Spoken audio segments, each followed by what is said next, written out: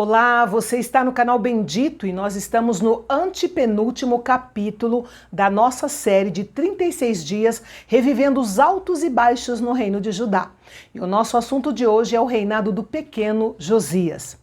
Excepcionalmente, Josias subiu ao trono aos 8 anos de idade por causa do assassinato do seu pai Amon, que reinou apenas 2 anos. Antes de continuarmos, veja o que está escrito em 1 Reis, capítulo 13. E eis que, por ordem do Senhor, veio de Judá a Betel um homem de Deus, e Jeroboão estava junto ao altar para queimar incenso. E ele clamou contra o altar por ordem do Senhor e disse: Altar, altar, assim diz o Senhor, eis que um filho nascerá à casa de Davi, cujo nome será Josias, o qual sacrificará sobre ti os sacerdotes dos altos que sobre ti queimam incenso, os ossos de homens se queimarão sobre ti. Essa profecia foi proferida mais de 300 anos antes do nascimento de Josias. Foi dita ao primeiro rei do norte de Israel, Jeroboão, e agora ela estava prestes a ser cumprida.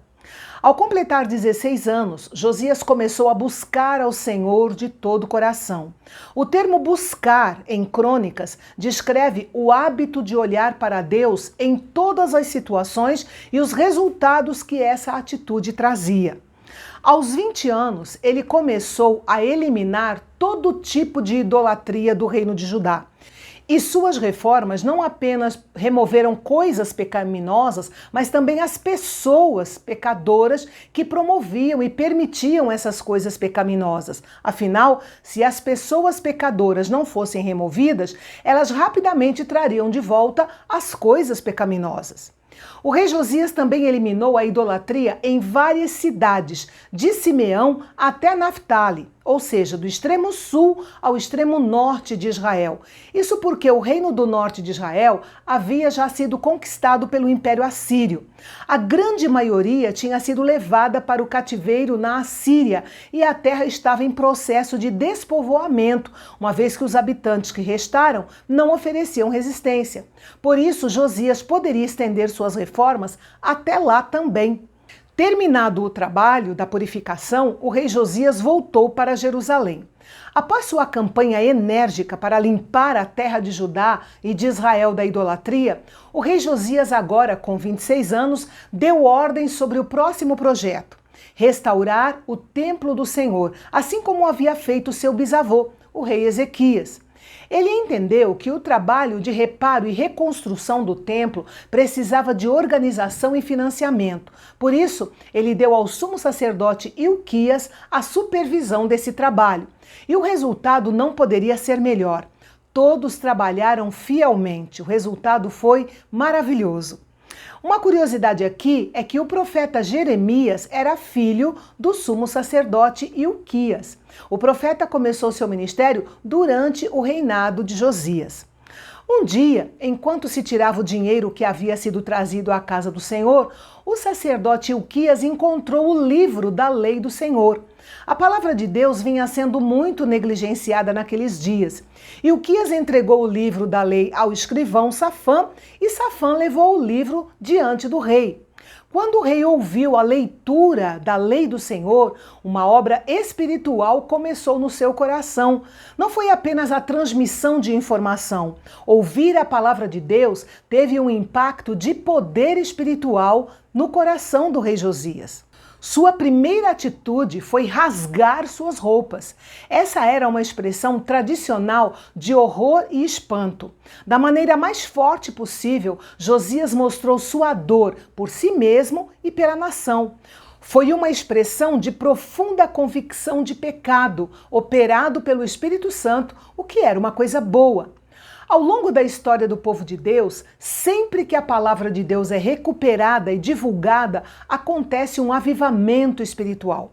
Pode começar de um modo simples, como nos dias de Josias, com um homem encontrando, lendo, acreditando e divulgando a lei do Senhor. Então o rei Josias deu ordens para que o sacerdote Ilquias, junto com outros servos do rei, fossem consultar ao Senhor por ele. O rei estava tão convencido do pecado dele e da nação que não sabia o que fazer a seguir. Ele só sabia de uma coisa, que o reino de Judá estava na mira do juízo divino por não guardar a lei de Deus. Com a aprovação do rei, aqueles homens foram falar com a profetisa Hulda em busca de orientação espiritual. Sabemos pouco sobre essa mulher, nada além do que está mencionado neste capítulo. Mas o fato é que, com certeza, ela era uma mulher de Deus que falava em nome de Deus. Havia outros profetas no reino de Judá, como Jeremias e Sofonias. No entanto, por alguma razão, talvez espiritual, talvez prática, eles escolheram consultar Hulda, a profetisa. Isso reforça o que todos nós já sabemos: Deus usa quem Ele quer. A mensagem de Deus para o rei Josias foi que, sobre a terra de Judá e seu povo, viria uma grande calamidade, pois eles e os seus líderes agiram contra o Senhor por muito tempo e não se arrependeram genuinamente para evitar o julgamento final. Mas para o rei Josias, a palavra de Deus foi mais branda, porque o seu coração tinha sido sensível à palavra de Deus, ele tinha se humilhado, o que enfatiza o caráter espiritual exemplar de Josias. Deus disse que Josias morreria antes que a calamidade viesse sobre o reino de Judá. O que vemos aqui é a misericórdia de Deus para Josias. Sua própria devoção e o seu coração terno não poderiam impedir o julgamento final de Deus sobre o seu povo, mas poderiam adiá-lo, e foi o que aconteceu. O rei Josias não ficou indiferente à mensagem de Deus. Mesmo com a sombra do exílio pairando sobre o seu reinado, ele persistiu em liderar o seu povo a uma renovação do seu relacionamento com Deus e em estabelecer a lei de Moisés como base de vida para a nação. Ele estava tão preocupado que a nação ouvisse a palavra de Deus que ele mesmo a leu para eles.